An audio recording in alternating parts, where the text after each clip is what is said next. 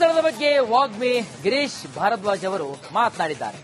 ಈ ಹಿಂದೆ ಆಕ್ರಮಣಕಾರಿಗಳು ಕೇವಲ ದೇಗುಲ ಧ್ವಂಸವನ್ನ ಮಾಡ್ತಾ ಇದ್ರು. ಆದರೆ ಈಗ ಕಾಲ ಸ್ವಲ್ಪ ಬದಲಾಗಿದೆ, ಷಡ್ಯಂತ್ರವೂ ಬದಲಾಗಿದೆ ಎಂದು ನಾಗರಿಕತೆ ವಿರುದ್ಧ ಮಾಡುತ್ತಿರುವಂತಹ ದೊಡ್ಡ ಷಡ್ಯಂತ್ರವಿದು. ಹೀಗಂತ ರಿಪಬ್ಲಿಕ್ ಕನ್ನಡದ ಸಂವಾದದಲ್ಲಿ ಗಿರೀಶ್ ಭಾರದ್ವಾಜ್ ಅವರು ಹೇಳಿಕೆಯನ್ನು ಕೊಟ್ಟಿದ್ದಾರೆ.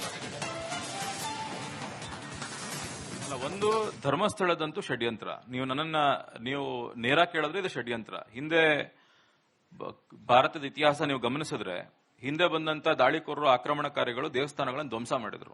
ಯಾಕೆ ಮಾಡಿದ್ರು ಅಂದ್ರೆ ಇಡೀ ಭಾರತವನ್ನ ಒಗ್ಗಟ್ಟಾಗಿ ದೇವಸ್ಥಾನ ಹಿಡಿದಿಟ್ಟಿತ್ತು.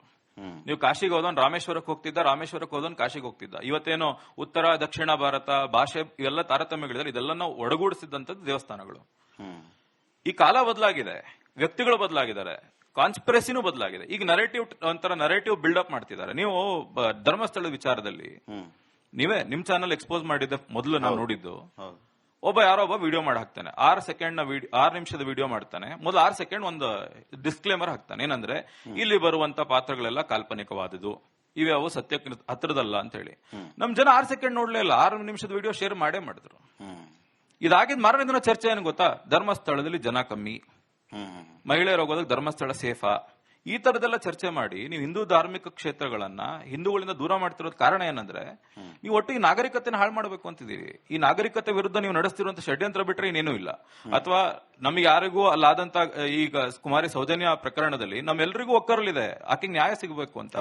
ಆ ವಿಷಯ ಬೇರೆ ಇದೆ. ಆದ್ರೆ ನೀವು ಒಟ್ಟು ಕ್ಷೇತ್ರವನ್ನು ಟಾರ್ಗೆಟ್ ಮಾಡಿದ್ದು, ನಾನು ಅದನ್ನೇ ಆಗ್ಲೇ ಹೇಳ್ತಿದ್ದೆ, ಧರ್ಮಸ್ಥಳ ಆಗಿದ್ದು ಕುಳಿತು, ಧರ್ಮಸ್ಥಳ ಆಗದೇ ಇದ್ದಿದ್ರೆ ಆ ಕ್ಷೇತ್ರನ ಬಿಡ್ತಿರ್ಲಿಲ್ಲ ಇವರು ಅಂತ ನನಗನ್ಸುತ್ತೆ.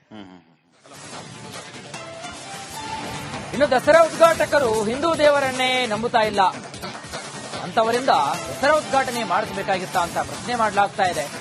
ಬಾನು ಮುಸ್ತಾಕ್ ಆಯ್ಕೆಗೆ ಗಿರೀಶ್ ಭಾರದ್ವಾಜ್ ಅವರು ವಿರೋಧವನ್ನು ವ್ಯಕ್ತಪಡಿಸಿದ್ದಾರೆ. ದೇವಸ್ಥಾನದ ವಿಚಾರದಲ್ಲಷ್ಟೇ ಯಾಕೆ ಈ ಷಡ್ಯಂತ್ರ?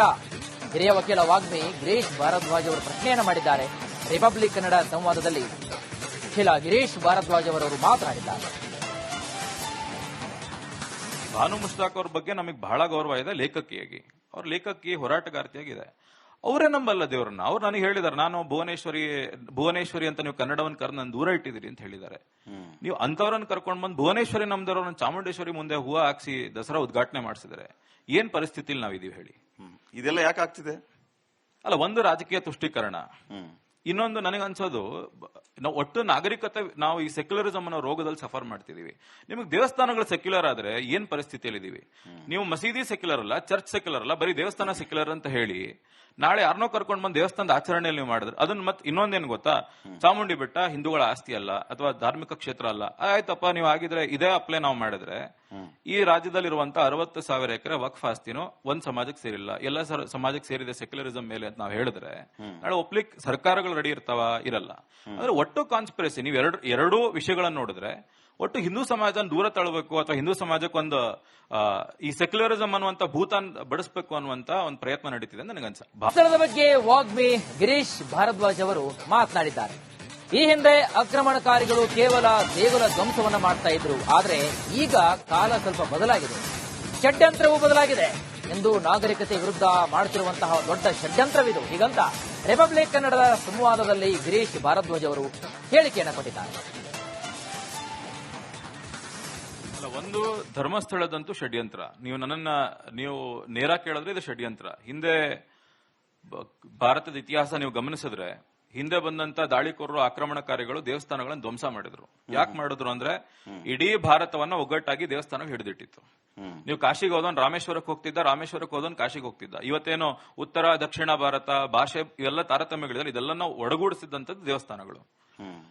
ಈ ಕಾಲ ಬದಲಾಗಿದೆ, ವ್ಯಕ್ತಿಗಳು ಬದಲಾಗಿದ್ದಾರೆ, ಕಾನ್ಸ್ಪಿರಸಿನೂ ಬದಲಾಗಿದೆ. ಈಗ ನರೇಟಿವ್ ಬಿಲ್ಡಪ್ ಮಾಡ್ತಿದ್ದಾರೆ. ನೀವು ಧರ್ಮಸ್ಥಳದ ವಿಚಾರದಲ್ಲಿ ನೀವೇ ನಿಮ್ ಚಾನಲ್ ಎಕ್ಸ್ಪೋಸ್ ಮಾಡಿದ್ದ ಮೊದಲು ನಾವು ನೋಡಿದ್ದು, ಯಾರೋ ಒಬ್ಬ ವಿಡಿಯೋ ಮಾಡಿ ಹಾಕ್ತಾನೆ, 6 ನಿಮಿಷದ ವಿಡಿಯೋ ಮಾಡ್ತಾನೆ. ಮೊದಲು 6 ಸೆಕೆಂಡ್ ಒಂದು ಡಿಸ್ಕ್ಲೇಮರ್ ಹಾಕ್ತಾನೆ, ಏನಂದ್ರೆ ಇಲ್ಲಿ ಬರುವಂತ ಪಾತ್ರಗಳೆಲ್ಲ ಕಾಲ್ಪನಿಕವಾದದ್ದು, ಇವೆ ಅವು ಸತ್ಯಕ್ಕೆ ಹತ್ರದಲ್ಲ ಅಂತ ಹೇಳಿ. ನಮ್ ಜನ 6 ಸೆಕೆಂಡ್ ನೋಡ್ಲೇ ಇಲ್ಲ, 6 ನಿಮಿಷದ ವಿಡಿಯೋ ಶೇರ್ ಮಾಡೇ ಮಾಡಿದ್ರು. ಇದಾಗಿದ್ ಮಾರನೇ ದಿನ ಚರ್ಚೆ ಏನು ಗೊತ್ತಾ? ಧರ್ಮಸ್ಥಳದಲ್ಲಿ ಜನ ಕಮ್ಮಿ, ಮಹಿಳೆಯರು ಹೋಗೋದಕ್ಕೆ ಧರ್ಮಸ್ಥಳ ಸೇಫಾ, ಈ ತರದೆಲ್ಲ ಚರ್ಚೆ ಮಾಡಿ ನೀವು ಹಿಂದೂ ಧಾರ್ಮಿಕ ಕ್ಷೇತ್ರಗಳನ್ನ ಹಿಂದೂಗಳಿಂದ ದೂರ ಮಾಡ್ತಿರೋದ್ ಕಾರಣ ಏನಂದ್ರೆ ನೀವು ಒಟ್ಟು ಈ ನಾಗರಿಕತೆನ ಹಾಳು ಮಾಡಬೇಕು ಅಂತಿದ್ದೀರಿ. ಈ ನಾಗರಿಕತೆ ವಿರುದ್ಧ ನೀವು ನಡೆಸ್ತಿರುವಂತ ಷಡ್ಯಂತ್ರ ಬಿಟ್ರೆ ಇನ್ನೇನೂ ಇಲ್ಲ. ಅಥವಾ ನಮಗೆ ಯಾರಿಗೂ ಅಲ್ಲಾದಂತ ಈಗ ಕುಮಾರಿ ಸೌಜನ್ಯ ಪ್ರಕರಣದಲ್ಲಿ ನಮ್ಮೆಲ್ಲರಿಗೂ ಒಕ್ಕರಲಿದೆ, ಆಕೆಗೆ ನ್ಯಾಯ ಸಿಗಬೇಕು ಅಂತ. ಆ ವಿಷಯ ಬೇರೆ ಇದೆ. ಆದ್ರೆ ನೀವು ಒಟ್ಟು ಕ್ಷೇತ್ರವನ್ನು ಟಾರ್ಗೆಟ್ ಮಾಡಿದ್ದು, ನಾನು ಅದನ್ನೇ ಆಗ್ಲೇ ಹೇಳ್ತಿದ್ದೆ, ಧರ್ಮಸ್ಥಳ ಆಗಿದ್ದು ಕುಳಿತು, ಧರ್ಮಸ್ಥಳ ಆಗದೇ ಇದ್ದಿದ್ರೆ ಆ ಕ್ಷೇತ್ರನ ಬಿಡ್ತಿರ್ಲಿಲ್ಲ ಇವರು ಅಂತ ನನಗನ್ಸುತ್ತೆ. ಇನ್ನು ದಸರಾ ಉದ್ಘಾಟಕರು ಹಿಂದೂ ದೇವರನ್ನೇ ನಂಬುತ್ತಾ ಇಲ್ಲ, ಅಂತವರಿಂದ ದಸರಾ ಉದ್ಘಾಟನೆ ಮಾಡಿಸಬೇಕಾಗಿತ್ತ ಅಂತ ಪ್ರಶ್ನೆ ಮಾಡಲಾಗ್ತಾ ಇದೆ. ಆನುಮುಸ್ತಾಕ್ ಆಯ್ಕೆಗೆ ಗಿರೀಶ್ ಭಾರದ್ವಾಜ್ ಅವರು ವಿರೋಧವನ್ನು ವ್ಯಕ್ತಪಡಿಸಿದ್ದಾರೆ. ದೇವಸ್ಥಾನದ ವಿಚಾರದಲ್ಲಷ್ಟೇ ಯಾಕೆ ಈ ಷಡ್ಯಂತ್ರ? ಹಿರಿಯ ವಕೀಲ ವಾಗ್ಮಿ ಗಿರೀಶ್ ಭಾರದ್ವಾಜ್ ಅವರು ಪ್ರಶ್ನೆಯನ್ನು ಮಾಡಿದ್ದಾರೆ. ರಿಪಬ್ಲಿಕ್ ಕನ್ನಡ ಸಂವಾದದಲ್ಲಿ ವಕೀಲ ಗಿರೀಶ್ ಭಾರದ್ವಾಜ್ ಅವರವರು ಮಾತನಾಡಿದ್ದಾರೆ. ಭಾನು ಮುಷ್ತಾಕ್ ಅವ್ರ ಬಗ್ಗೆ ನಮಗೆ ಬಹಳ ಗೌರವ ಇದೆ ಲೇಖಕಿಯಾಗಿ. ಅವ್ರ ಲೇಖಕಿ ಹೋರಾಟಗಾರ್ತಿಯಾಗಿದೆ. ಅವರೇ ನಂಬಲ್ಲ ದೇವರನ್ನ. ಅವ್ರು ನನಗೆ ಹೇಳಿದಾರೆ, ನಾನು ಭುವನೇಶ್ವರಿ ಅಂತ ನೀವು ಕನ್ನಡವನ್ನು ಕರೆದು ನಾನು ದೂರ ಇಟ್ಟಿದ್ದೀರಿ ಅಂತ ಹೇಳಿದ್ದಾರೆ. ನೀವು ಅಂತವ್ರನ್ನ ಕರ್ಕೊಂಡು ಬಂದು ಭುವನೇಶ್ವರಿ ನಮ್ದವ್ರನ್ನ ಚಾಮುಂಡೇಶ್ವರಿ ಮುಂದೆ ಹೂವು ಹಾಕ್ಸಿ ದಸರಾ ಉದ್ಘಾಟನೆ ಮಾಡಿಸಿದರೆ ಏನ್ ಪರಿಸ್ಥಿತಿಲಿ ನಾವಿದೀವಿ ಹೇಳಿ? ಇದೆಲ್ಲ ಯಾಕೆ ಆಗ್ತಿದೆ? ಅಲ್ಲ, ಒಂದು ರಾಜಕೀಯ ತುಷ್ಟೀಕರಣ, ಇನ್ನೊಂದು ನನಗನ್ಸೋದು ನಾವು ಒಟ್ಟು ನಾಗರಿಕತೆ, ನಾವು ಈ ಸೆಕ್ಯುಲರಿಸಮ್ ಅನ್ನೋ ರೋಗದಲ್ಲಿ ಸಫರ್ ಮಾಡ್ತಿದೀವಿ. ನಿಮಗೆ ದೇವಸ್ಥಾನಗಳು ಸೆಕ್ಯುಲರ್ ಆದ್ರೆ ಏನ್ ಪರಿಸ್ಥಿತಿಯಲ್ಲಿ ಇದೀವಿ? ನೀವು ಮಸೀದಿ ಸೆಕ್ಯುಲರ್ ಅಲ್ಲ, ಚರ್ಚ್ ಸೆಕ್ಯುಲರ್ ಅಲ್ಲ, ಬರೀ ದೇವಸ್ಥಾನ ಸೆಕ್ಯುಲರ್ ಅಂತ ಹೇಳಿ ನಾಳೆ ಯಾರನ್ನೋ ಕರ್ಕೊಂಡು ಬಂದು ದೇವಸ್ಥಾನದ ಆಚರಣೆಯಲ್ಲಿ ನೀವು ಮಾಡಿದ್ರೆ ಅದನ್ನ ಮತ್ತೆ ಇನ್ನೊಂದೇನು ಗೊತ್ತಾ, ಚಾಮುಂಡಿ ಬೆಟ್ಟ ಹಿಂದೂಗಳ ಆಸ್ತಿ ಅಲ್ಲ ಅಥವಾ ಧಾರ್ಮಿಕ ಕ್ಷೇತ್ರ ಅಲ್ಲ, ಆಯ್ತಪ್ಪ ನೀವು ಆಗಿದ್ರೆ ಇದೇ ಅಪ್ಲೈ ನಾವು ಮಾಡಿದ್ರೆ ಈ ರಾಜ್ಯದಲ್ಲಿರುವಂತ 60,000 ಎಕರೆ ವಕ್ಫ್ ಆಸ್ತಿನೂ ಒಂದ್ ಸಮಾಜಕ್ಕೆ ಸೇರಿಲ್ಲ, ಎಲ್ಲ ಸಮಾಜಕ್ಕೆ ಸೇರಿದೆ ಸೆಕ್ಯುಲರಿಸಂ ಮೇಲೆ ಅಂತ ನಾವು ಹೇಳಿದ್ರೆ ನಾಳೆ ಒಪ್ಲಿಕ್ ಸರ್ಕಾರಗಳು ರೆಡಿ ಇರ್ತಾವ? ಇರಲ್ಲ. ಅಂದ್ರೆ ಒಟ್ಟು ಕಾನ್ಸ್ಪಿರಸಿ ನೀವು ಎರಡೂ ವಿಷಯಗಳನ್ನ ನೋಡಿದ್ರೆ ಒಟ್ಟು ಹಿಂದೂ ಸಮಾಜನ ದೂರ ತಳ್ಳಬೇಕು ಅಥವಾ ಹಿಂದೂ ಸಮಾಜಕ್ಕೊಂದು ಈ ಸೆಕ್ಯುಲರಿಸಂ ಅನ್ನುವಂತ ಭೂತಾನ್ ಬಡಿಸಬೇಕು ಅನ್ನುವಂತ ಒಂದು ಪ್ರಯತ್ನ ನಡೀತಿದೆ ಅಂತ ನನಗನ್ಸುತ್ತೆ. ಧರ್ಮಸ್ಥಳ ಆಗದೇ ಇದ್ದಿದ್ರೆ ಆ ಕ್ಷೇತ್ರನ ಬಿಡ್ತಿರ್ಲಿಲ್ಲ ಇವರು ಅಂತ ನನಗನ್ಸುತ್ತೆ. ಇನ್ನು ದಸರಾ ಉದ್ಘಾಟಕರು ಹಿಂದೂ ದೇವರನ್ನೇ ನಂಬುತ್ತಾ ಇಲ್ಲ, ಅಂತವರಿಂದ ದಸರಾ ಉದ್ಘಾಟನೆ ಮಾಡಿಸಬೇಕಾಗಿತ್ತ ಅಂತ ಪ್ರಶ್ನೆ ಮಾಡಲಾಗ್ತಾ ಇದೆ. ಆನುಮುಸ್ತಾಕ್ ಆಯ್ಕೆಗೆ ಗಿರೀಶ್ ಭಾರದ್ವಾಜ್ ಅವರು ವಿರೋಧವನ್ನು ವ್ಯಕ್ತಪಡಿಸಿದ್ದಾರೆ. ದೇವಸ್ಥಾನದ ವಿಚಾರದಲ್ಲಷ್ಟೇ ಯಾಕೆ ಈ ಷಡ್ಯಂತ್ರ? ಹಿರಿಯ ವಕೀಲ ವಾಗ್ಮಿ ಗಿರೀಶ್ ಭಾರದ್ವಾಜ್ ಅವರು ಪ್ರಶ್ನೆಯನ್ನು ಮಾಡಿದ್ದಾರೆ. ರಿಪಬ್ಲಿಕ್ ಕನ್ನಡ ಸಂವಾದದಲ್ಲಿ ವಕೀಲ ಗಿರೀಶ್ ಭಾರದ್ವಾಜ್ ಅವರವರು ಮಾತನಾಡಿದ್ದಾರೆ. ಭಾನು ಮುಷ್ತಾಕ್ ಅವ್ರ ಬಗ್ಗೆ ನಮಗೆ ಬಹಳ ಗೌರವ ಇದೆ ಲೇಖಕಿಯಾಗಿ. ಅವ್ರ ಲೇಖಕಿ ಹೋರಾಟಗಾರ್ತಿಯಾಗಿದೆ. ಅವರೇ ನಂಬಲ್ಲ ದೇವರನ್ನ. ಅವ್ರು ನನಗೆ ಹೇಳಿದಾರೆ, ನಾನು ಭುವನೇಶ್ವರಿ ಅಂತ ನೀವು ಕನ್ನಡವನ್ನು ಕರೆದು ನಾನು ದೂರ ಇಟ್ಟಿದ್ದೀರಿ ಅಂತ ಹೇಳಿದ್ದಾರೆ. ನೀವು ಅಂತವ್ರನ್ನ ಕರ್ಕೊಂಡು ಬಂದು ಭುವನೇಶ್ವರಿ ನಮ್ದವ್ರನ್ನ ಚಾಮುಂಡೇಶ್ವರಿ ಮುಂದೆ ಹೂವು ಹಾಕ್ಸಿ ದಸರಾ ಉದ್ಘಾಟನೆ ಮಾಡಿಸಿದರೆ ಏನ್ ಪರಿಸ್ಥಿತಿಲಿ ನಾವಿದೀವಿ ಹೇಳಿ? ಇದೆಲ್ಲ ಯಾಕೆ ಆಗ್ತಿದೆ? ಅಲ್ಲ, ಒಂದು ರಾಜಕೀಯ ತುಷ್ಟೀಕರಣ, ಇನ್ನೊಂದು ನನಗನ್ಸೋದು ನಾವು ಒಟ್ಟು ನಾಗರಿಕತೆ, ನಾವು ಈ ಸೆಕ್ಯುಲರಿಸಂ ಅನ್ನೋ ರೋಗದಲ್ಲಿ ಸಫರ್ ಮಾಡ್ತಿದೀವಿ. ನಿಮಗೆ ದೇವಸ್ಥಾನಗಳು ಸೆಕ್ಯುಲರ್ ಆದ್ರೆ ಏನ್ ಪರಿಸ್ಥಿತಿಯಲ್ಲಿ ಇದೀವಿ?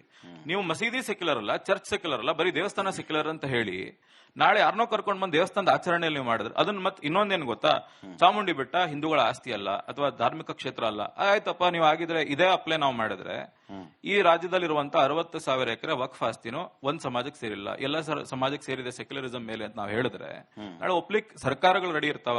ಇರಲ್ಲ. ಅಂದ್ರೆ ಒಟ್ಟು ಕಾನ್ಸ್ಪಿರಸಿ ನೀವು ಎರಡೂ ವಿಷಯಗಳನ್ನ ನೋಡಿದ್ರೆ ಒಟ್ಟು ಹಿಂದೂ ಸಮಾಜನ ದೂರ ತಳ್ಳಬೇಕು ಅಥವಾ ಹಿಂದೂ ಸಮಾಜಕ್ಕೊಂದು ಈ ಸೆಕ್ಯುಲರಿಸಂ ಅನ್ನುವಂತ ಭೂತಾನ್ ಬಡಿಸಬೇಕು ಅನ್ನುವಂತ ಒಂದು ಪ್ರಯತ್ನ ನಡೀತಿದೆ ಅಂತ ನನಗನ್ಸುತ್ತೆ.